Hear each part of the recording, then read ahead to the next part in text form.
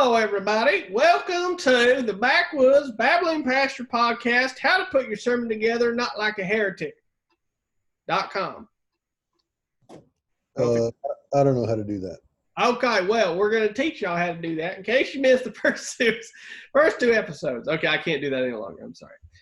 Though I know people that legitimately talk like that. So, Yep.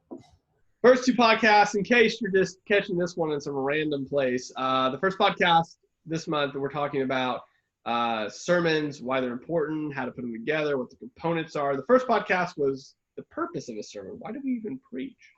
Last week was about the components. What are the things that we utilize in order to get a sermon ready? And then this third podcast is putting all of those pieces together so that you can get up on a Sunday morning and not sound like a babbling fool. Not sound like a babbling pastors. Yes, exactly. So you actually are prepared. This podcast is free form and free flowing. Your sermon should not be. Dude, okay, on that point, before we even get into it, last week, the most terrible thing happened to me. Uh-oh. While I was preaching. You pooped. Okay, maybe not the most terrible thing that could have happened, but because that would have been pretty rough. Bad. So I have an iPad that I typically use to preach, and I was using, I've done this plenty of times before, but we have Proclaim presentation software. That's what our church uses for slides and stuff. And I actually, there's an app you can download that is a remote control for that, right? And so I can, on an iPod or my phone even, or my iPad, I can swipe and go to the next slide. Well, there's also a notes tab for each slide when you're actually building the slideshow on a computer. So long story short, I can swipe to the next thing and see the notes that I've put in there. And then I can swipe to the next one. When those notes run out, I know it's time. There's no, I forgot to go to the next slide. It can't happen, right? So that's why I use it sometimes. Okay, so I'm up there. I've started. Generally, when I do this, the introduction, the whole kind of introduction to the sermon is just that first title slide. So I get through that and I swipe to the first verse or verses of my text, which has all of my notes for the entire sermon are in this app. And it doesn't work. Does it have it or does it slide? It's like slide change error, and then it goes back to the other one. And I'm like, man. So I hollered up to the guys in the booth, and I'm like, hey, you're going to have to do this, man. You're going to have to do the slides. I can't do it. 80% of my sermon, bro, 80% of it was from kind of memory of notes I had taken. It could have been worse. It wasn't awesome, but it could have been worse. Not that reason specifically, but definitely part of that is why I don't even use notes. That plays, so that's actually perfect for what we're talking about today. But like part of my putting everything together process is not memorizing it, but being so acquainted with all of it that I can't, like, I force myself not to use notes. Because in college, when we were in, hermeneutics class and speech and all that, they always wanted you to use notes. And I sounded like I was a stinking robot. And then I'd get so nervous if I lost my place that they're always like, use notes, but also use eye contact. And I'm like, my brain doesn't work that way. I can't look at someone and then find my place again. Like, I can't, exactly. My note cards are going to be in front of my face, sir, if that's how you want me to do that. I need the Google glasses or something maybe, and then I could see. Talk about a crutch. I would use that as a crutch. Yeah. Like right during the sermon. Okay, wait. Hey, Google, what is... You just activated my Google. Sorry. I don't understand. But I found something related. Stop! Stop! Hey, Google! Activate Google Hey. Fi. No! I'm gonna do this all the time now. It's still trying to think. Don't hurt yourself there, Google. Oh my goodness. Okay, putting the pieces together. Putting the pieces together of your sermon. So last week we talked about, all the studying, looking at commentaries, knowing the context, prayer, all of that. So what I personally do, because I have a month in many cases to get one together, I'll sit down and I'll personally, because I have so long, I don't have a lot of free time at home. When I'm at home, my son usually wants to play, or I have something I need to do, like to have to. So much of my sermon prep, honestly, is done in my on my commute. And then my wife is really gracious to me in the sense that like 4 days before, I get, like every night when I come home, I get 4 days before that. Those nights are specifically for, get all those pieces and put them together. So basically what I'm doing leading up to the sermon, which obviously I have much more time to do it in. No one probably listening to this podcast has that much time, or most people that are preparing a sermon don't have this much time, but I'll listen to it through like 12 times at that point. Because I can't memorize things. My brain does not work that way. But if I hear things enough, I'm going to know it. Like it's going to be in my head for that amount of time. So I'm going to listen through it. You listen to what? Huh? You listen through what now? Oh, the scripture. So what I'll do is on my way to work, I have the ESV Bible app, and I'm just going to play that thing all the way through from the beginning to whatever I need. So you mentioned in the last podcast, if you're preaching out like Genesis 34, good luck. Me, I got that time, brother. I got plenty of time. I got an hour to work and an hour back. So I can cover that in a couple days. But so really that's what I'm doing. I'm reading through that, and I have little sticky notes in my car so that if some point does come up, I can say, okay, this is where I'm at in listening. So I need to really, that's a good point that I need to remember to bring out in the text. But so that's leading up to it. Now, putting all the components together for me, it is taking all of that information contextually and saying, okay, so I've looked at the context. These are the words in the particular passage that I'm preaching of that I need to make sure that are really clarified. So I'm putting that together. I write it down on paper. Now, granted, this is paper I'm not going to use during the sermon, but so it doesn't matter like if it's readable, because this is just me getting all the information in my head out onto paper. It needs to come out. So I have some sort of organization. So I'm going to do that the first time through. I'm going to look at that and go like, okay, well, that's not organized at all. So I'm going to take that out. I'm going to move this. I'm going to rewrite that whole thing at least 2 times probably as I'm looking through it. And then I'm going to say, okay, well, I obviously need to talk about this word a little bit more, or explain this concept a little bit more. And I'm taking all of that context out onto paper and saying, okay, what's the major point here that whoever wrote this epistle or this narrative or wherever this is at, what was the point in this passage specifically? What is he leading up to? And what is this point? If it's not like the climax, what is this pointing to in the remainder? And getting all that fleshed out on paper so that I have it in my head. I know what's going on. So when I get up there, I don't have to have those notes. Because for me personally, some people, you guys are going to thrive off of notes. Me, that will kill me. Like, it's going to be bad if I have to look at notes. So getting all that out of my head onto paper and saying, okay, well, this is where I really need to focus. And I very, very rarely use a story. But if it's something that I'm like, okay, this is not clear to us at all. Like, this isn't at all a concept that we understand or get. I try to say, again, as I'm listening to the passage those couple weeks before, how can I, what experience do I know personally? Because I don't like telling third person stories. I don't know if they're true, first of all. Secondly, the people I'm talking to have no connection to them either. So if I'm going to tell a story, I'm going to try to connect it to something we all know, that we have some sort of reference point to. And I'm including that just to clarify the point of what we've looked at. And then, going over that 4 or 5 times, practicing that.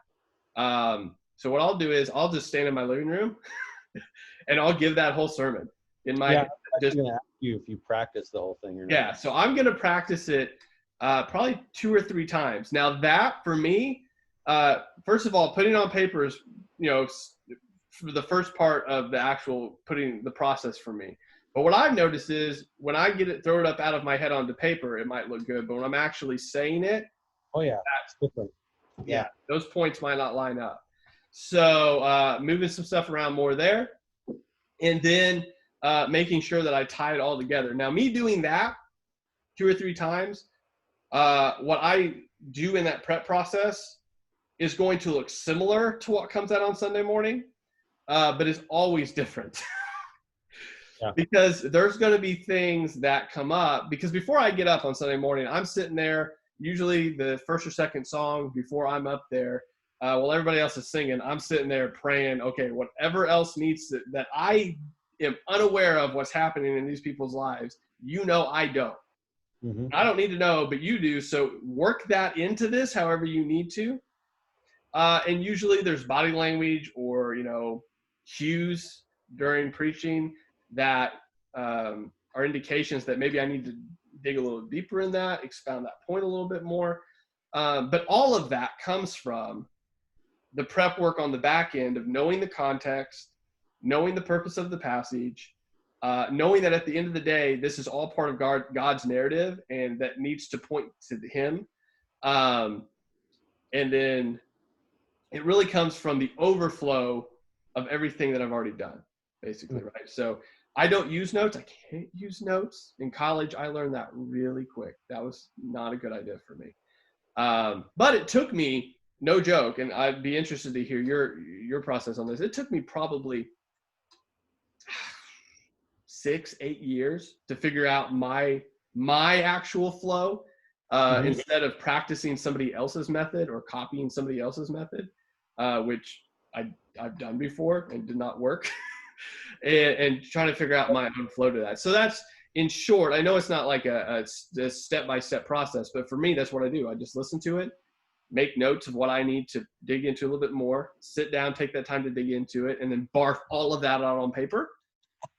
And then practice that a number of times. I'm probably 4. 4 does it for me. I don't know if I've ever done it more than 4.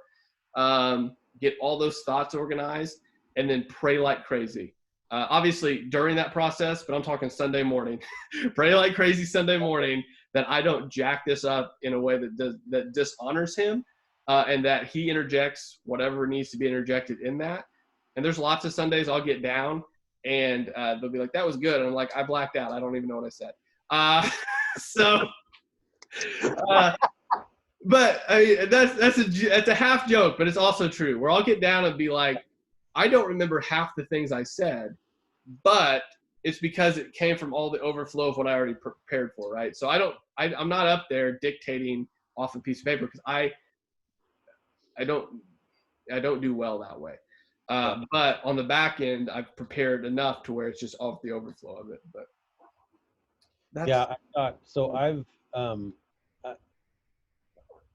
I'm still in that 6 to 8 year period you were talking about. Mm-hmm. So there's some of this that I'm still experimenting with more than I am just like, okay, this is nailed down. This is what I do. I have preached both with dang near a whole manuscript kind of situation. And I've preached with just my Bible open and a couple of circles and, a few notes that I've taken in there or whatever. That typically I don't even really use once I'm up there. So it's kind of the same thing. In fact, the sermon that I remember most vividly doing that with was when I preached about homosexuality. And I remember I had a couple of marks in my Bible where I was going to flip to at this certain point. And honestly, that's when I preach probably the best and most comfortably, when I'm like you're talking about, when you're so familiar and so comfortable with everything you've studied in the whole text, mm-hmm. that you could just get up and talk about it, essentially. Yeah. What I do even in the midst, I see that's probably where I'll end up, right?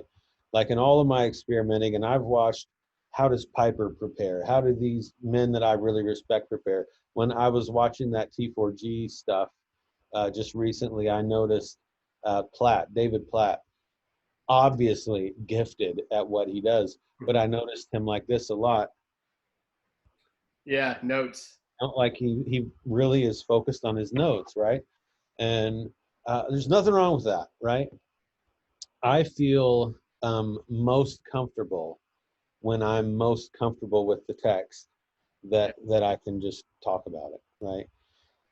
But regardless of that, I'll at least have, maybe not up there physically, but I will have at least put down, like 6 or 8 bullet points that I want to hit, and it usually starts off with like a whole paragraph written about this, or a bullet point with a couple of sub points with a couple of verses and an exam. So it usually starts off like with a full outline kind of thing, and then as I become more familiar with what I've outlined, I get rid of that because I already know what I'm saying. I get rid of that. So it ends up being literally just 5 or 6 or 7, 1, 2, 3, 4, 5, 6, 7 points that aren't 5 points to the sermon, but they're just 5 points that I want to make sure I hit. Yeah, indicators for you. Yeah, yep. And I may or may not have those right in front of me while I'm up there. I've preached a couple of times with just that on a little piece of paper in my Bible that I just lay beside it, just to kind of keep me on track a little bit. But I also preach better when it's not straight from a manuscript, just because of kind of what happened last week, honestly. Like, and it probably didn't turn out that bad because I ended up just talking. Mm-hmm. I ended up just preaching. And one of the things that is really helpful for me in my situation here, and it might be the same for you at your church, since you preach there pretty often, right? Like It's at least once a month. Yeah, yeah. more. So I know these people, yeah, right? I know them. I'm not having supper with them all week long, but I know them. Mm-hmm. I've known them for 7 or 8 years and been involved, and they know me. And so in some ways, in my preaching to them, I can have almost a living room conversation with some of them. Yeah. Right. And so that really helps, right? That really helps with the comfort level of being able to, I wouldn't be as comfortable going to such and such a church or doing what these guys do at these conferences. I wouldn't be as comfortable going without notes or something in that scenario because I don't know these people. But you can zero in so much better to that point. You can zero. So for example, I've told this story before. I've preached the same sermon at 3 different churches one time, just because I was so crunched for time that week. I was not going to be able to prepare 3 separate ones. Yeah. And the way I preached it at my church versus how I preached it at these other 2 churches was entirely different. I had to be so much more comprehensive, like umbrella covering, as far as, you could be struggling with this, or this, versus when I preached at my church, I know what the people there are dealing with. I mean, we have a prayer chain. Like, I know everyone's update every day. Okay. So like, you're able to zero in so much more, which I think again is why, it's so important to be a part of that congregation. I mean, for people to be a part of a congregation, because you're going to have so much more. You can tell the difference, for example, like you were mentioning with, conferences, it's a wide breadth of the topic because there's no way you can talk to that many people specifically or know what they're dealing with. So, no, it's totally different. I agree. I think, and the sermons are, not that God obviously can't use a sermon powerfully no matter where, but I think there's so much more life to it whenever you're preaching to the people that you are intimately involved with weekly, and they see how much the word actually speaks to them on that. So yeah, audience really does matter a ton when you're putting things together. And I think on a really practical side of the coin, dealing with the scripture itself, there are there is no prescriptive way that I outline the text. That is really text specific. Yeah. So the text that I'm preaching this coming week that we talked about in a previous podcast was Christ fulfilling the law, right? Well, verse 17, there's a kind of main thrust that Jesus is saying there. Same with verse 18, same with 19 and 20. So that's pretty easy to outline and to talk about, right? But there are times that that I might run into a situation and have before where the first verse in the text that I'm preaching is kind of the main boom of the text, right? And so I might just glaze over that at first and not even go there. And then at the end go, and that's why he started with boom, with this thing, right?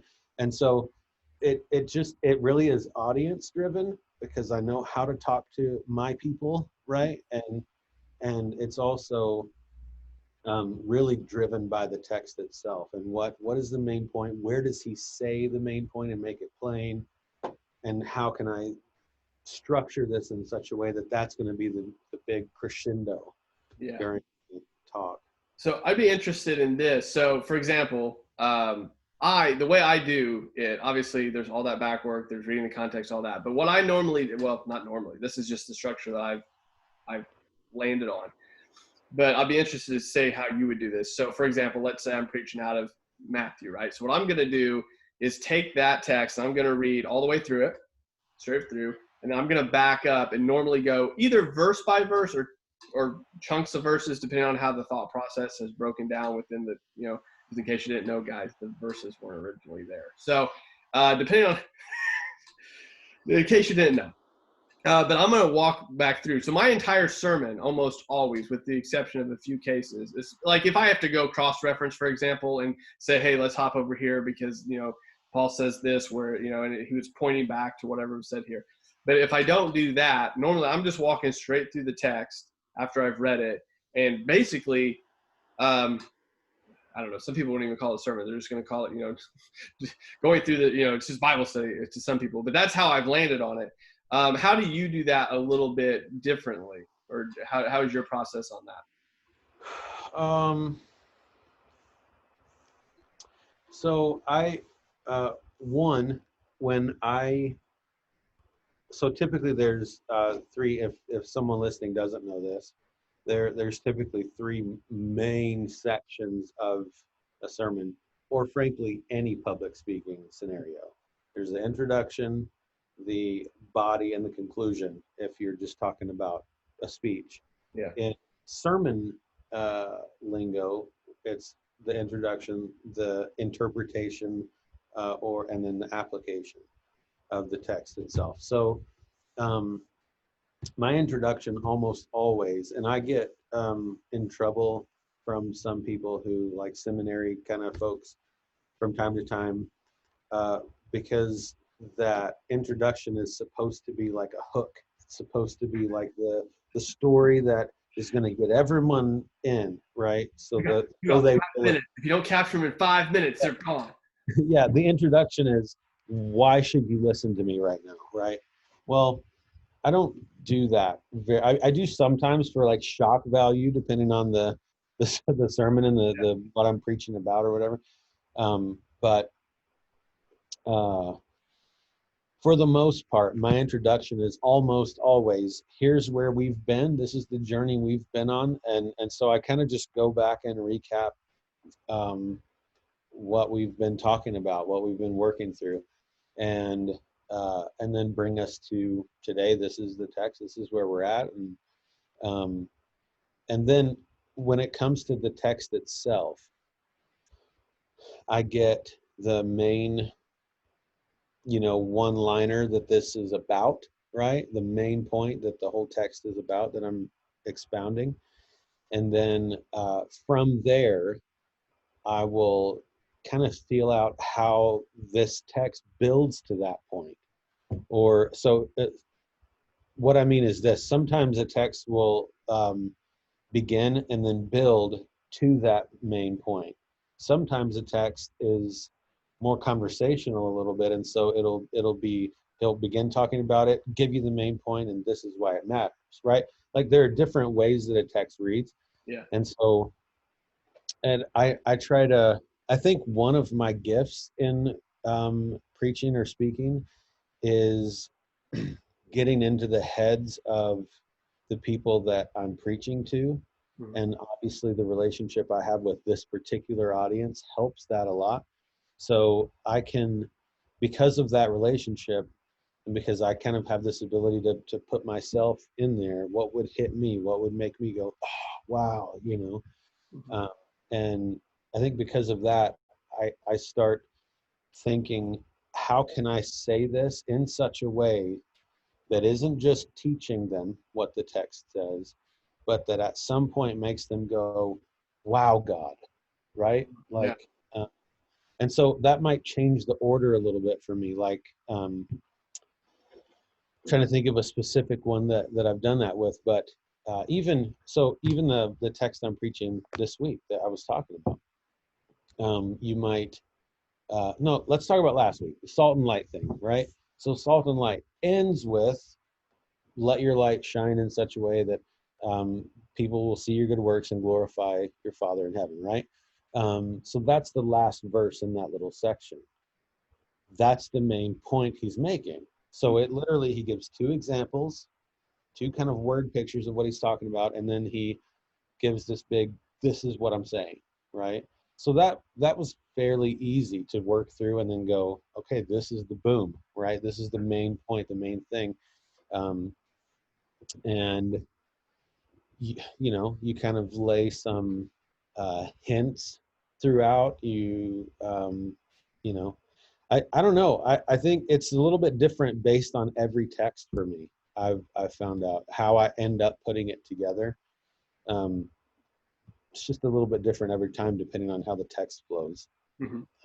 Well, I mean, that makes sense because, I mean, for example, if you're going through poetry or wisdom literature or narrative or epistle, that's, I mean, the way it's written is going, like we've already talked about, it's going to dictate exactly kind of how you do that. Because it's written in such a way, right?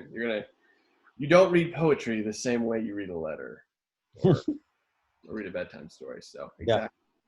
Yeah. All right. So next time, I guess this is all flowing together. Next time we're going to talk about the outcome, what all of this leads up to. So obviously the reason being we're preaching to glorify God. There's a bunch of different components to that. Everybody's going to have a little bit different tools in that toolbox. Maybe we're all going to have the same ones. Your crescent wrench just looks a little different than mine. Maybe you use it as a hammer, or I use it as a hammer and you use it for its purpose. But everybody's got those tools, and we all use them to put together. But next week we're going to talk about the outcomes and all of that. Why we preach. What's the outcome? What do we hope happens after we say amen at the end of the service? So that's what we're doing. Hopefully you'll come back for that. Hopefully we've put this together and the tools are good and you want to know what the outcome's supposed to be, because that's kind of the desired reason, right? Yeah. And if that doesn't make you want to come back for next week, then know that next week is going to be super short, followed by a full sermon example from Michael live. I'm feeling a little ill right now. I don't know if you can do that. So tune in for only half of that being true. All right. Fair enough. We'll talk to you later. Bye.